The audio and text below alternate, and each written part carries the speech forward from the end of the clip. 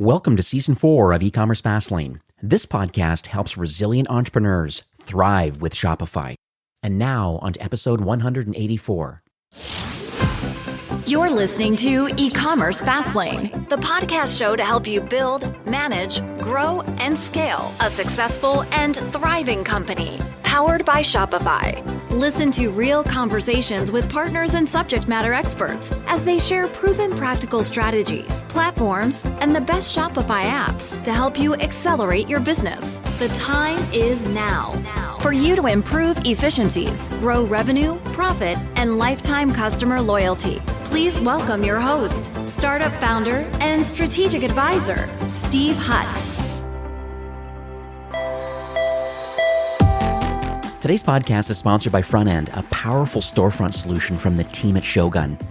If you're tuned into the e-commerce space, and you likely are since you're a subscriber here at E-Commerce Fastlane, you've no doubt heard about going headless or building a headless commerce storefront. And if you've gone as far as exploring some of these headless solutions, you know there's an incredible amount of info to wade through and to consider when making a storefront pivot.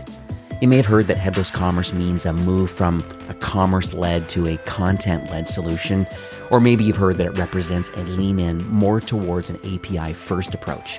Either way, and as with any largely uncharted territory, it can be hard to work out what's growing faster, the technology or the terminology.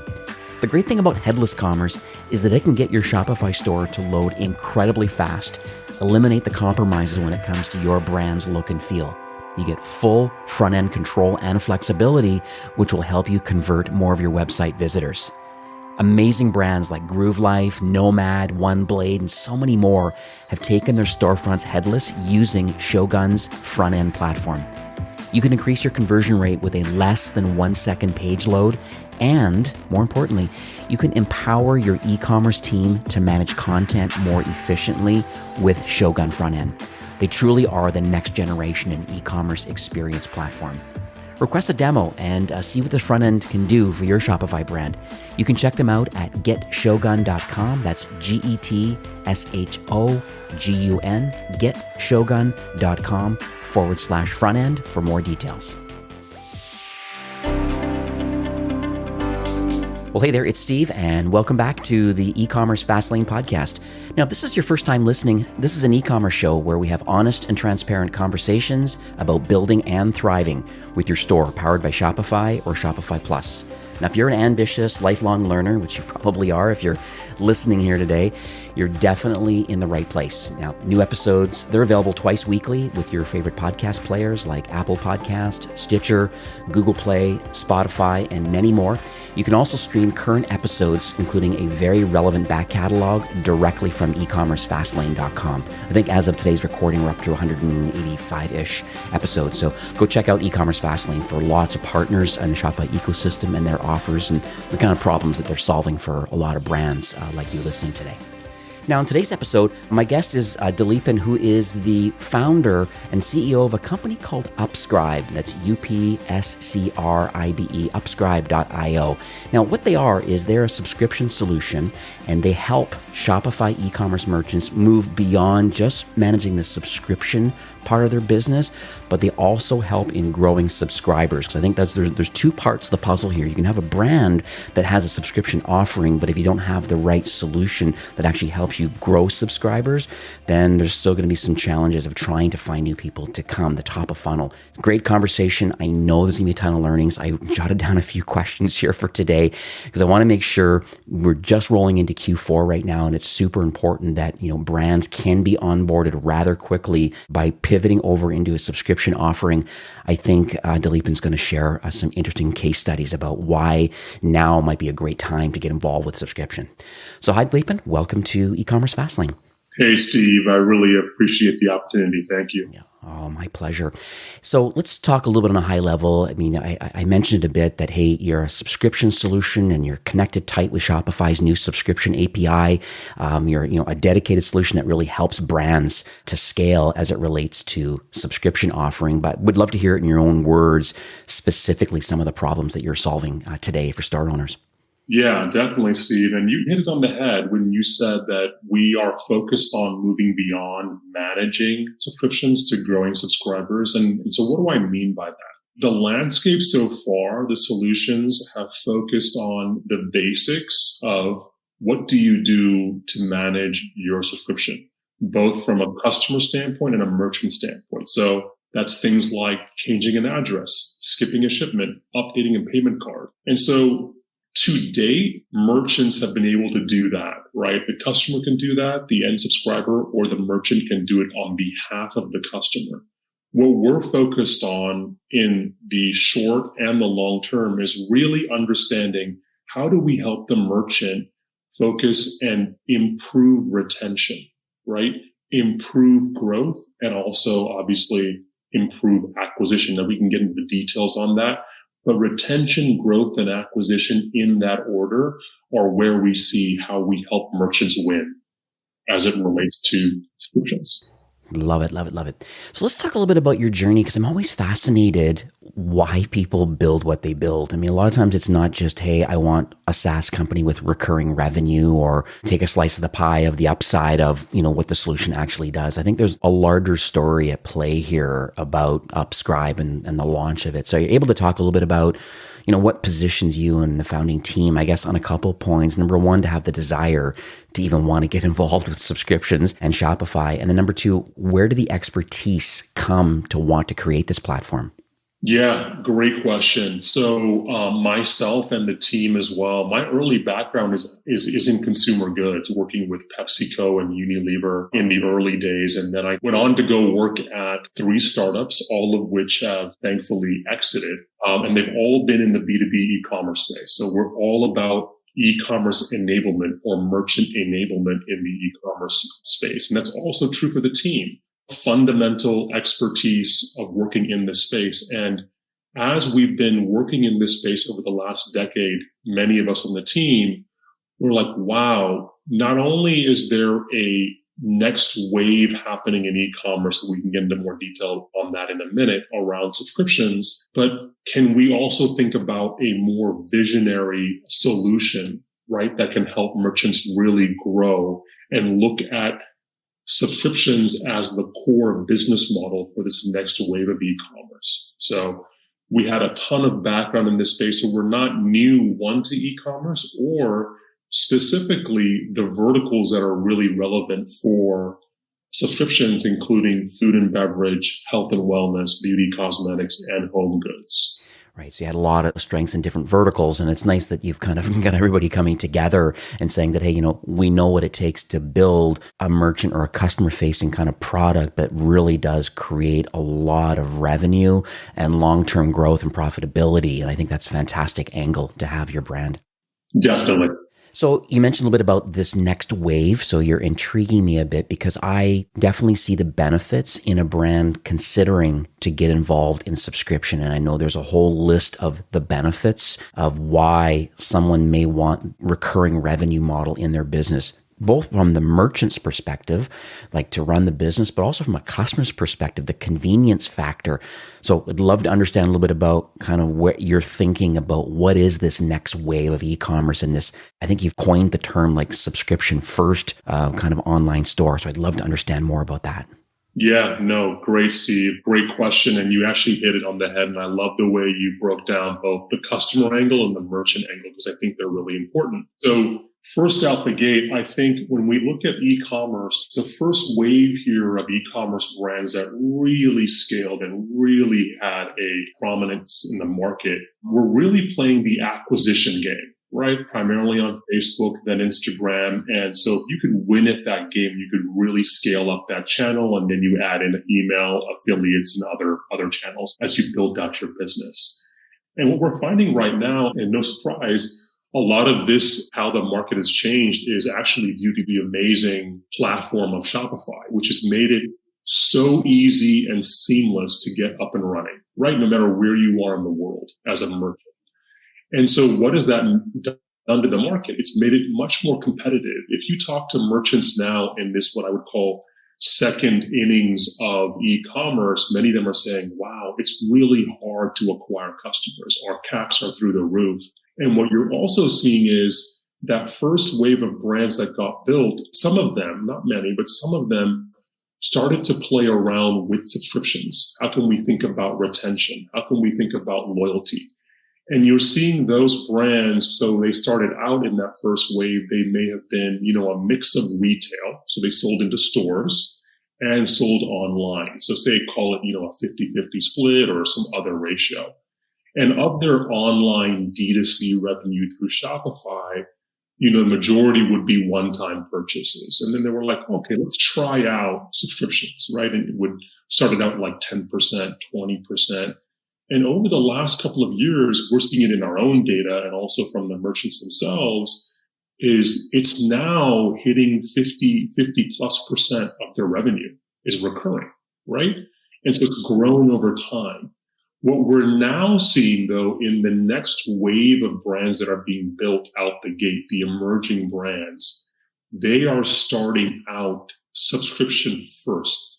They have seen and taken the learnings from that first wave of e-commerce brands that got built and are like, wow, let's actually build in recurring revenue and subscriptions as the core part of our business. And we may do one time, but it's all in relation to building out a subscription model as the core fundamentals of our business. And that's from what's happening on the customer side and the merchant side. And you actually mentioned this, Steve, around, I think founders of these brands and teams at the merchants are also understanding the operational component of this. What does recurring revenue give you?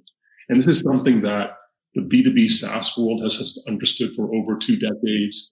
And the media world, take Netflix or even Peloton or Disney Plus has gotten, in the last decade or so, or maybe even less. These brands, I now talk to them, they're like, wow, Dileepan, I didn't think that like running this would allow me the operational efficiency, meaning they can now forecast and demand plan better because they can forecast revenue, right? Which is critical. It's a critical piece of the story that I think now merchants are understanding. Wow, I can now put less into acquisition and more into retention, more into marketing, more into that brand loyalty piece, which is really how you differentiate from the juggernaut, right?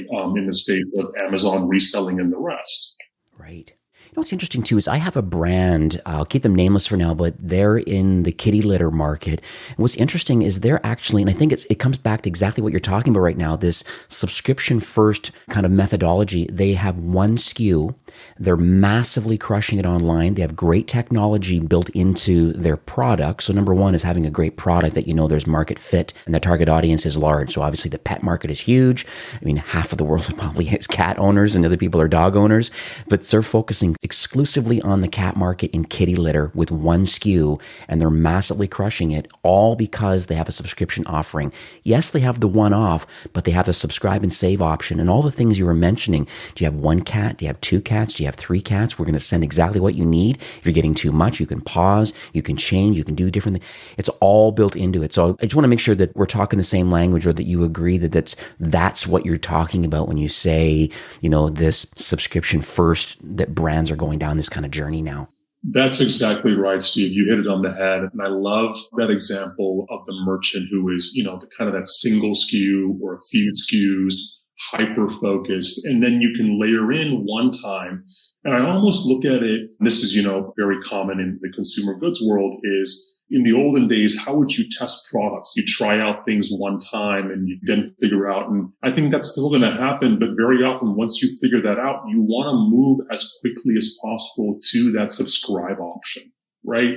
And really understand where the loyalty and retention lie. And so what we're seeing fundamentally is also from brands that are coming on to Upscribe is brands are coming in with this single or 2 to 3 SKUs. They've really honed what their product market fit is, right?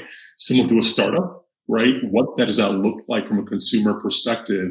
And they've really built in, as you put it, the engine around, okay, what is the value add around subscription? And many of our brands actually call it membership. No surprise, right? In the same way you're a Netflix member or a Disney Plus member. I love it. I love the membership idea and that building a community of people and all around that, and they're getting value. And then they have just the convenience factor of getting a subscription offering if you love the product. I have another company that's in the men's kind of soap and shampoo market, quite popular, doing their thing on YouTube and really going gangbusters. They're finding a lot of success right now by having a subscription offering because people need consumable stuff. So kitty litter is one. Now we're talking men's soaps and shampoos and other different types of skincare products. You just kind of need that kind of a convenience factor because you love the product. You don't want to run out. And then it's one less thing to think about. Indeed. And I'll add one thing if you're open to it, Steve, which is I think the ecosystem right now in what we're providing to merchants, this is ourselves and other solutions that are out there. I think we look at subscriptions right now or consumer buying patterns as binary. It's either you're a one-time buyer and it's transactional, or you're a subscriber and the assumption is then you're like loyal and you're engaged with the merchant, right? So you're either one of the two. And I believe longer term, if we are looking to be more and more customer centric, right, that it's actually a continuum. So what do I mean by that? And this is what we're building into our solution. So say, for example, Steve, for that kitty litter brand, I bought on a monthly recurring basis kitty litter, right? So it comes every month to my house for my kitten or my cat, and I'm traveling 1 week or 1 month. And so I skip that shipment. And through data intelligence, right, our solution understands, okay, well, it looks like you're always traveling during that month, or maybe the 30-day frequency is more likely a 46-day frequency for you, right? And you have the options to be a lot more customer centric around what does the frequency look like, learning when you can skip and being proactive with the customer. So I look at subscriptions going forward in the future as less about this. You're either one time or you're on this set schedule, but something along a continuum. Does that make sense? Right, definitely. What about flavor fatigue? When we talk about maybe consumable products, I find that happens a lot with subscription companies where there's lots of different flavors or different types of the similar product. It could be a protein, it could be a granola bar of different flavors. Is that something that's on your radar too, about if people get kind of sick of the certain flavors, are there retention strategies built into the solution, or are there best practices about, hey, if you're thinking about like churning or unsubscribing to it, what are the reasons why you're unsubscribing? Have you thought about these flavors, or we have this option for you? I guess that's part of the retention or the non-churn, solution that could be built into Upscribe. Yeah. So great point around retention. And you hit it on the head again, Steve, here with this idea around cancellation flow. So what we were most surprised about is in physical e-commerce, which is, what we do for Shopify merchants here when you're selling a physical good, so kitty litter or some other product. And what we find is that more often than not, the cancellation flow is literally click cancel and you cancel. So let's be clear, right, Steve? What's really interesting is that is not the experience on the New York Times. That is not the experience on Netflix. So why in physical e-commerce, right, is our experience that we provide merchants, why is the offering click cancel and you cancel? So in our out-of-the-box portal, what we have here is, a V1. It's in the early innings again, and we'll continue to iterate on this. But when you click cancel, you have the option to do two things: delay the shipment or swap the product, to your point around flavors, right, or other variants. Why is that important? We know from our data the most common reasons for churn are because I have too much of the product, or I'm tired of that flavor or that variant, right? And so that's the V1, Steve, right? So think about where this goes. You can use intelligence to get even more personalized around the cancellation flow, right? And that's a huge part of thinking about what you can do in retention. So we've been in this world which has been very transactional, and what we want to move is to be much more intelligent about thinking about retention once you have acquired that subscriber. And a big way in retention is through cancellation flows and iterating on those flows. One thing that comes up on my radar too is I've also heard just through feedback from the brands that I manage that a lot of times there is credit card failures as part of the subscription flow. And then how do you recover a lot of these payment failures? Because I find a lot of them are just the credit card's expired, or it's just some kind of a crazy network anomaly. And so how does Upscribe manage, I guess, these hard, I don't know, hard or are they soft declines? How do you manage all of that? Yeah, so it's falls under the rubric of dunning, right? Which is the term in the payments world for those. Yeah, no, you're spot on with that, which is actually, that's actually the majority reasons for cancellation, right? Or churn, sorry, which is payment failure or needing to update. And so we have notifications that are built in that are automated to be able to do this. And so that's a big part of it. I still put that though, Steve, in the fundamentals of managing a subscription, right? I still put that in the that is table stakes in terms of the offering that we provide. Where I think the real win here is, in a V1, and there's a V2 and a V3 from this going forward, is really thinking, at least in retention, how do you think about cancellation? And also, how do you think about the flows on that? And then also, how do you think about, to your point around the flavor or other variant attributes, how do you think about cross and upsells? Right?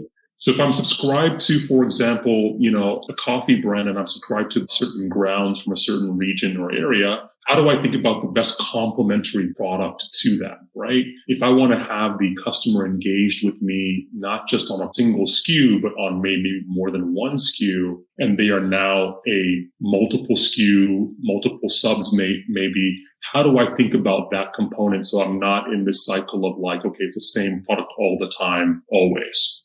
I'm going to pivot to another question about competitors in this space. With Shopify releasing their subscription API, you've obviously integrated with that. It's publicly available, but it is quite complex. That's why there's very few partners that are doing it well. I have one brand actually that has chosen, because they have a very large dev team, that they have chosen to actually take these public docs and do it themselves.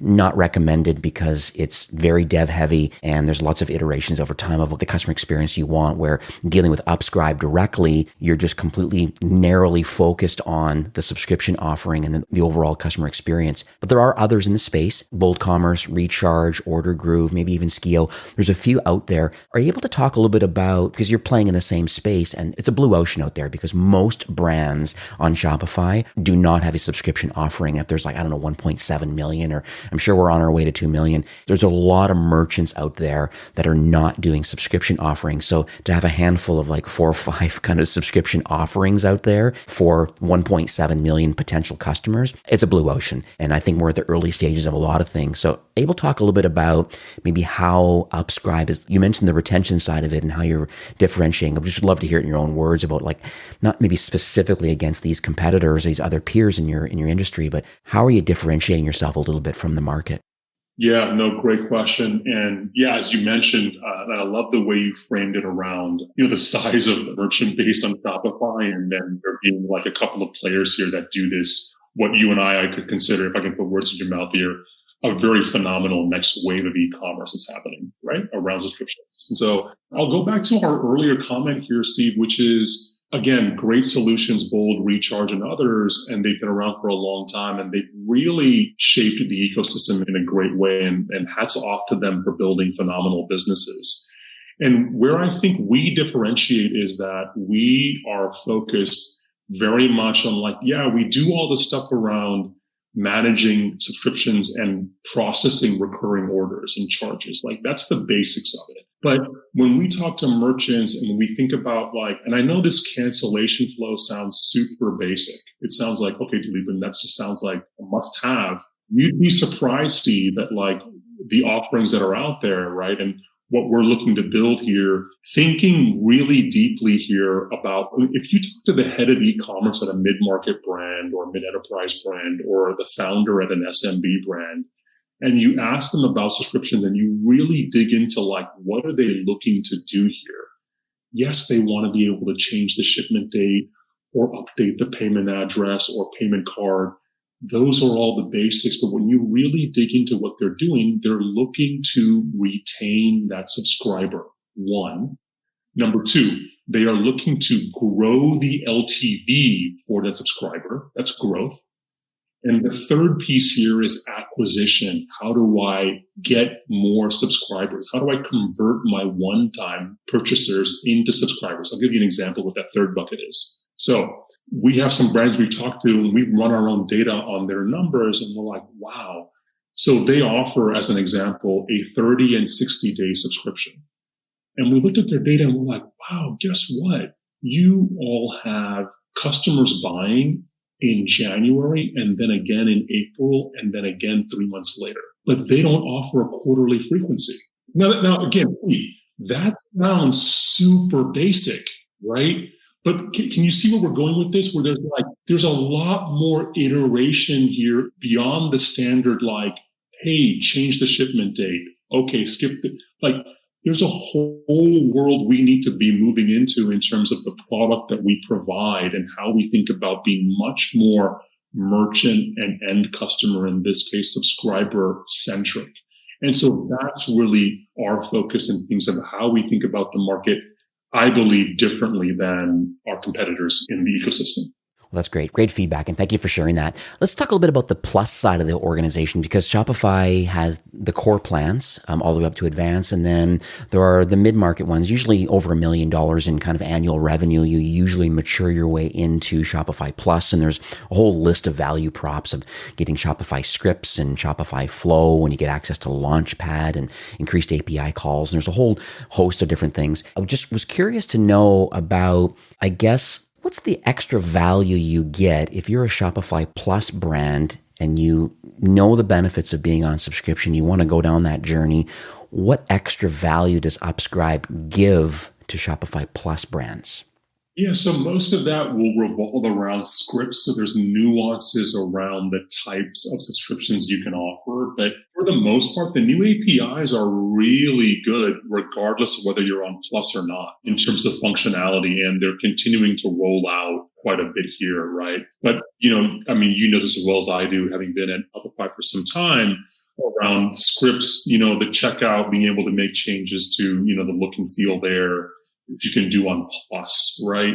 But in terms of our experience, which is, the checkout is now Shopify. And then now the post-purchase subscriber experience on the customer portal, all of that, whether you're Plus or not, you have our goal and intention has and will always be providing an enterprise grade solution to any merchant, whether they're a Plus or not. Right. But the Plus does give you abilities to change the components of that as well as the PPCC run scripts. Mm-hmm. And I love that, because I think that's been a lot of the challenge, I guess, on the version 1 of some of the other competitors in the marketplace. I know there's been a migration path as of late to get people on what we're going to call more the integrated checkout, meaning typically the way subscription offerings work. And I'm sure a lot of people haven't noticed, but those with a discerning eye that can look into the address bar, you can see that it usually goes to a subdomain, checkout. Something or other, and the checkout processes are happening over there, wherever that is at that checkout company. And that's where the card vaulting and all the details are happening over there. And then a webhook back to a thank you page back on Shopify. And I think it's a much better customer experience to have it all happen all from within the same domain, because there's a couple of things that I see have come up quite a bit on the subdomain checkout option is that there's some attribution problems that can happen. Sometimes there's double entries and there's some hacky workarounds and stuff, through Elevar or through Little Data to be able to do proper attribution in Google Analytics for subscription offerings. And the other thing is that this cross-domain, we're going to call it, or the subdomain, Shopify scripts didn't work. And that's an important part of Shopify Plus's brand's value, is being able to have line item scripts and shipping scripts and payment scripts and things just working correctly as part of your brand experience. Well, especially from the cart level, and now having it all happen on Shopify's domain natively with your subscription partner like Upscribe, it all works perfectly. So that's one thing I love. Yeah, that's 100% right. There are a number of things in the new APIs, and hats off to Shopify for really building out a phenomenal API, the APIs for subscriptions and opening this up to the community. We've been live and active in the market for even prior to the APIs. And just so you understand, we out the gate as a business, almost 3 years ago now, built a more integrated version than existed by our competitors into Shopify. So we did not have a duplicate domain. It was the same domain. We did not duplicate products, discounts, shipping, and taxes, which were true for other solutions. And so and again, I don't mean to sound that we were prescient and knowing that this was coming down the pipe, but more so that we just understood that from a merchant perspective, again, in the idea and the value of being merchant centric, understood the value of making this as simple as possible. Why would a merchant want to have two different product SKU data systems? Right. And so we've always had that be one system where we're pulling directly from Shopify for products, discounts, shipping, and taxes. Let's talk a little bit about the partner ecosystem kind of before I get into maybe some storytelling a little bit here. I'd love to hear a story in a minute, but there's a lot of brands are using on-page kind of personalization tools, and there's some AI and machine learning going on. Like I think of brands like LimeSpot or Nosto. High Conversion has been quite popular. Rebuy Engine is on my radar right now too, is a very interesting smart cart solution. So do you play nicely with others in the Shopify ecosystem from a personalization perspective? Because this is on-page trying to motivate people to add items to the cart or take the subscribe and save option instead of the single option. And so I'm just curious and kind of what your mindset is around personalization engines and subscription offerings. Yeah, so the way I love this question because it really speaks to partnerships, and it's a really important part of how we think about growth for our company and being, doing right by the merchant, which is we want to, and this is true also for if you think about email with Klaviyo or Attentive or PostScript on SMS or even Gorgeous on the CX side, which is we want to understand and partner with them. And I want to say this very explicitly, Steve, so it's clear, not a basic, we want to do deep integrations with the best in class next generation tech stack. Does that make sense? And so really thinking about, okay, with Klaviyo as an example, how do we think about piping them the right data? Because the merchant is not going to want to do emails in two different systems. That's the ideal. And so we want to move to a system where that's the case. So on personalization, we're looking at a couple of these companies now and as potential partners and understanding, okay, well, who is thinking about this in a really merchant-centric way, right? And specifically for us, really thinking about this that as it relates to one-time versus subscription. So will the personalization sector is one area we're going to put a lot of time into, but for us, to be honest, the lower hanging fruit right now, which is much more relevant to merchants that are running subscriptions or want to, is how are you leveraging email and segmentation? How are you leveraging SMS? And specifically, Steve, how are you leveraging CX solutions so that the customer service rep, right, the unsung hero here in this story, is really understanding how they can do their job even more effectively, meeting the needs of the subscriber. Very cool. So let's talk about Q4. That's where we're at right now. I mean, in the US, it's back to school right now. In Canada, it will be in the next few weeks. And then all of a sudden, we're in the first week of September and Labor Day happens. There's a lot of stuff happening. And I know you can probably see the buzz on LinkedIn. There's a lot of webinars and a lot of kind of BFCM and Giving Tuesdays, lots of stuff going on right now where people are starting to ramp up. Even Shopify has been starting to be creating a lot of webinars and a lot of content, merchant facing content to educate people about starting early and thinking about what your Q4 and your Black Friday, Cyber Monday, what's your holiday readiness? What are you doing? And so I would love to hear it from you. Like, what are you recommending today for Shopify brands to be ready and prepared for this kind of inevitable rush?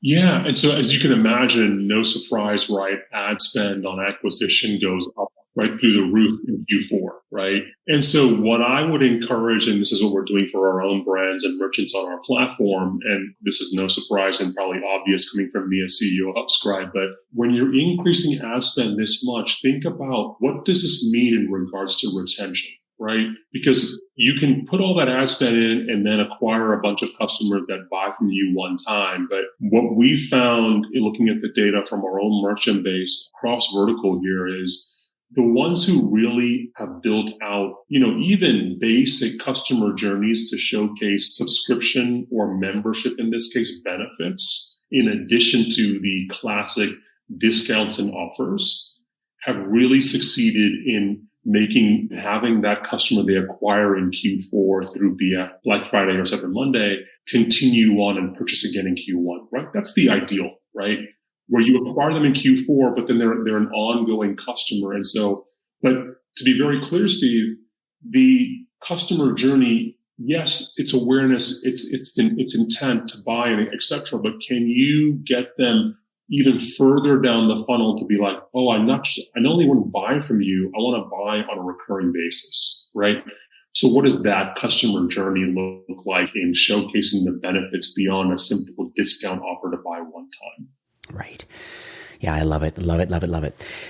Let's pivot a bit over to a story, because I think we all love stories. We love to be, I would say, inspired and think about, could I be in that same situation with my brand? Because we have a lot, 10,000 some people listening to this episode today, and they may be involved in subscription, or they may want to get involved in a subscription. So I think this education, the inspiration part of it, I think it really does motivate everybody, including myself, because I'm merchant facing, where I'm trying to motivate brands to improve their efficiencies or help them to profitably grow their revenue, and the ultimate is this lifetime customer loyalty. So would love, hopefully I'm not putting you on the spot here, but would love to hear a story about someone that's implemented Upscribe and kind of like what's happened from the problem to Upscribe coming into the equation, and then what was the end result.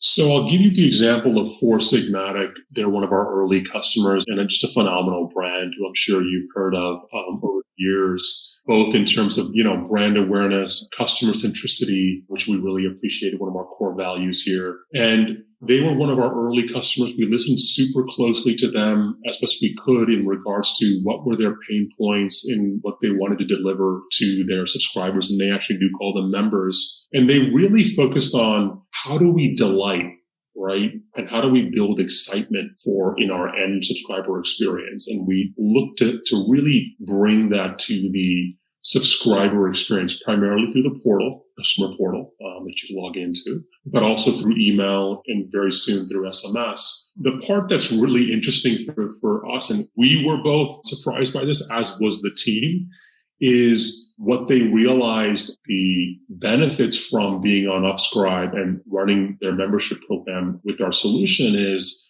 how they've been able to scale and do so in an amazingly efficient and profitable way.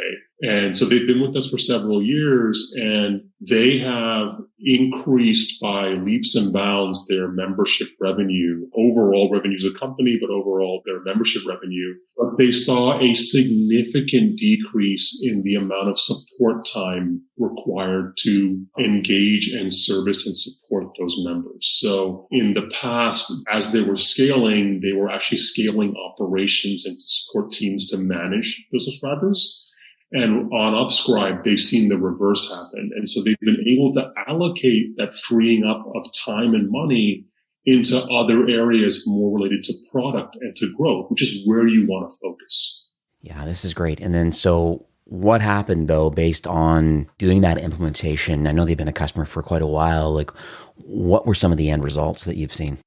Yeah, so they basically, increased subscriptions and their base by a significant amount, but they've decreased their support tickets by over half, right? And so where in prior iterations, as they were scaling, they were adding support team members, customer service reps, other people to basically help manage all of the nuts and bolts of subscriptions. Our solution put such a premium on that end subscriber experience. Many of those issues in the design and how the system worked for the end subscriber were resolved. And so they were able to then use that time to basically spend more on retention, figure out things that are more interesting around the customer experience, right? And this is really where I think the beauty of, if you can get subscriptions right, it really ends up being this amazing scale machine for merchants as they grow. Right. No, I love this. Well, let's talk about the future for Upscribe. I mean, I know you mentioned a bit that the partner ecosystem and aligning yourself with the best of breed that's out there. You definitely don't want to be a Swiss Army knife of all things marketing strategy. You're staying in your lane and really helping people with their subscription offering and the whole customer experience around that from the merchant side and from the customer side. So that part I get. Is there anything else that you can kind of talk about? Maybe what your North Star might be for the remainder of this year into next year? Like, is there any innovation? Just end of the day, I just just nice to get warm and fuzzy about like, how are you going to continue to offer value and assistance for Shopify brands that want to get into subscriptions? Yeah, great question, Steve. I think there are two components here. So we talked a bit about retention and those three areas, right? Retention, growth, and acquisition in that order of priority. And so we have like the beginnings of flows and the work product related to retention. We really, in Q4 going into Q1, want to focus on the growth side, and then acquisition probably mid next year. So this time next year, really. And I'm pointing this out in that order of priority because if you ask the key folks at emerging brands or scaling brands on Shopify or Plus, they will tell you in order of priority, retention, growth, and acquisition, right? Which is actually kind of the flip of what most people think about. It's like, acquire, do growth, and then get retention. I think we're in a new world right now, right? And I think subscriptions allow you to really rethink that model. I will say also, Steve, you and I have been deep in this space, and you've been a key thought leader in Shopify and e-commerce overall for some time.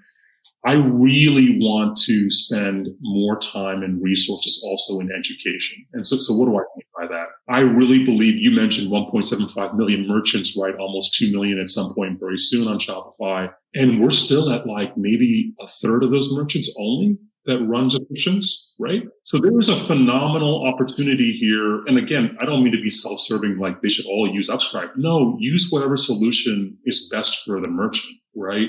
We want to really hang our hat here on being a thought partner to merchants as it relates to education. And hey, here are all the benefits. So as an example, Steve, most merchants only see that operational efficiency and they're like, oh, wow, they see it after they've launched subscriptions. It's not obvious out the gate, right? And I really want to, that's probably one example. There's probably other examples. And I want to really leverage our team's expertise and my expertise here in having worked in B2B SaaS and other folks who've worked in digital media, or even folks who've worked at Dollar Shave Club, BarkBox, all these companies that have done phenomenal things as it relates to subscriptions, right? And it's really that education component that I think is a real untapped opportunity in driving this next wave of e-commerce.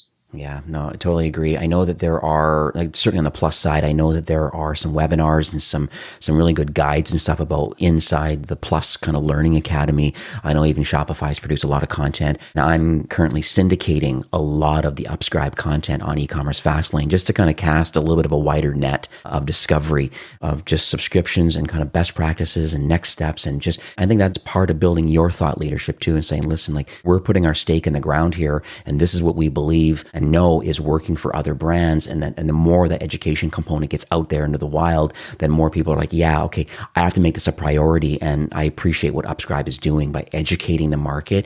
It's like, Gary Vaynerchuk does it really well, like, with his book, this jab, jab, jab, right hook, meaning that, it's give, then ask. And that's exactly what you're doing. You're coming on this podcast today and you're sharing a lot of great knowledge bombs. And I know it's important to have this, as you call it, the subscription-centric kind of mindset around your brand. And I just massively appreciate that. And I think we're all on a great journey right now in this blue ocean of potential customers, merchants that really want to have that kind of relationship with their customers and building this membership. I just think it's fantastic. Yeah. And look, you've been at this game for a long time and providing value in the ecosystem. So again, privileged to be on this podcast and chatting with you about this. So we are nearing the end of the show. Do you have you have a lot, but maybe can you summarize any insights or any takeaways that you would like to leave with our listeners today? Yeah, I think it's coming back to the main sort of vision here, Steve, that we want to empower merchants to really think about a subscription-first e-commerce business model, right? I think we're again in the early innings. And if you look at as a consumer, right, even the iPhone, the phone that I have, I'm a subscriber to the iPhone, right? I pay on a monthly basis, right? So I don't think many consumers even realize how our world is now, how we think about commerce is on subscription.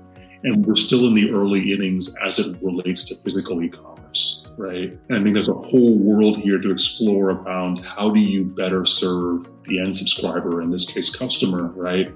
And for us, that's the merchant in doing right by them as it regards to really the education around the importance and relevance of this business model and how it can really move you from this transactional to more relational commerce. Right. So how can people learn more about your solution? So we can go to our website, upscribe.io, upscribe.io, and we're there online. We're also on LinkedIn quite a bit, and we're starting our education content, putting out great stuff this coming month. That's all happening as well, but feel free to reach out to us on our website. We're super responsive and happy to help in any way. And even if it's not about, using our solution, just so if you want to learn about how we see this market evolving, what we can do in regards to subscriptions, whether or not you use Upscribe, that's not what we focus on. It's helping merchants understand the benefits of a subscription-first business model. Yeah, just open up a dialogue, and I'd gladly give some warm intros too. So those that ping me on social or email me directly if you need a warm intro to Dilip and let me know, we can definitely, him and or some of the team members can certainly help you. Just maybe do a little audit and kind of understand where are you at today, where do you want to go to, and see if Upscribe is a great solution for you. And I know we did speak, I got to make sure I get this in for the end of the recording, but I understand that you would like to have a little offer for those that may want to take Upscribe for a spin and or learn more about what your offerings are. And maybe I'll let you have the floor and share what you're chatting with me about in the green room. Yeah, I know, as you mentioned it earlier, Steve, in regards to the Q4 coming up, and, we'd love to get brands to come over if you think we're a good solution and we can help you grow your recurring revenue. We're going to offer, no fee migrations to Upscribe. So if you're currently using, running subscriptions and you're looking for a better solution or just want to learn more, feel free to ping us on our website at upscribe.io, and we will white glove I know migrations are a really sticky point, right, for merchants, as you can imagine, because it's data, really important data. And so we make sure to do right by our merchants as it relates to that switchover. So it sounds like there's two parts to it. So there'd be the migration part for those that are on existing, I would call it version 1 kind of checkout flows, and you're looking for more thought leadership and more ideas and more integrated checkout. So you have access to scripts and proper attribution and things like that, and you'll help with that migration flow. And I appreciate that. The other side are those that maybe just are on the fence right now and not sure what's next from a subscription offering and what they might want to do. They can read your content, they've listened to this podcast, maybe they want some warm intros to your team. So what I'll do is I'll have a landing page set up. So to Ecommerce Fastlane/Upscribe, I'll redirect that to your landing page on your site. And then there you can kind of onboard people, existing subscriber customers like subscription companies and or those that are new to subscription. They want to kind of open up the dialogue with some success person kind of inside your organization to say, hey, here's where we're at today. We want to go down this journey. Have a look at our brand today. Are we a good fit? And I think you guys together can kind of make a decision and then go to the next step with Upscribe. That sounds great, Steve. I really appreciate that. Beautiful. Well, as you know, Shopify's mission really is to make commerce better for everyone. And very clear to me today for you coming on the show, Upscribe really is in tight alignment, I think, with really wanting to help brands to grow revenue through subscription offerings. And I just want to help. I just want to thank you, number one, for coming on the show. Really building lifetime customer loyalty, I think, really is the key to all of this. And just with, as you mentioned, like these rising acquisition costs and retention, I just love the order that you put things in this podcast. Retention, then growth, then acquisition. It's a little bit upside down to what we know of today, but I agree with you that it's definitely retention should be first of your existing customers. How can we get them on a recurring model? Because it's in the best interest of both the brand and the customer. And so I love it. That's part of the growth engine that you get by getting people on a subscription offering, and then repurposing all of those funds, the revenue that's been generated out of the retention and growth engine, now helping with the acquisition part of the business, kind of the full funnel. So I just want to thank you for coming on the show and sharing this knowledge and your vision and just giving back the Shopify ecosystem. I appreciate it, Steve, and thank you for the opportunity. It's been an honor to share this content with you all and your listener base, which is growing and exponential as every day goes on. Yeah, love it. Well, have yourself an awesome day. You too. Today's podcast is sponsored by Frontend, a powerful storefront solution from the team at Shogun. If you're tuned into the e-commerce space, and you likely are since you're a subscriber here at Ecommerce Fastlane, you've no doubt heard about going headless or building a headless commerce storefront. And if you've gone as far as exploring some of these headless solutions, you know there's an incredible amount of info to wade through and to consider when making a storefront pivot. You may have heard that headless commerce means a move from a commerce-led to a content-led solution, or maybe you've heard that it represents a lean-in more towards an API-first approach. Either way, and as with any largely uncharted territory, it can be hard to work out what's growing faster, the technology or the terminology. The great thing about headless commerce is that it can get your Shopify store to load incredibly fast, eliminate the compromises when it comes to your brand's look and feel. You get full front-end control and flexibility, which will help you convert more of your website visitors. Amazing brands like Groove Life, Nomad, OneBlade, and so many more have taken their storefronts headless using Shogun's front-end platform. You can increase your conversion rate with a less than 1 second page load, and more importantly, you can empower your e-commerce team to manage content more efficiently with Shogun front-end. They truly are the next generation in e-commerce experience platform. Request a demo and see what the front end can do for your Shopify brand. You can check them out at getshogun.com. That's GETSHOGUN, getshogun.com/front end for more details. Well, that's it for today's episode. I'd like to thank you personally for being a loyal listener of E-commerce Fastlane. It's my hope that this podcast is offering you a ton of value through growth strategies, tactics, and exclusive insider tips on the best Shopify apps and marketing platforms, all with my personal goal to help you build, manage, grow, and scale a successful and thriving company powered by Shopify. Thanks for investing some time today and listening to the show. I'm so proud and excited that you have a growth mindset and are a constant learner. I truly appreciate you and your entrepreneurial journey. Enjoy the rest of the week and keep thriving with Shopify.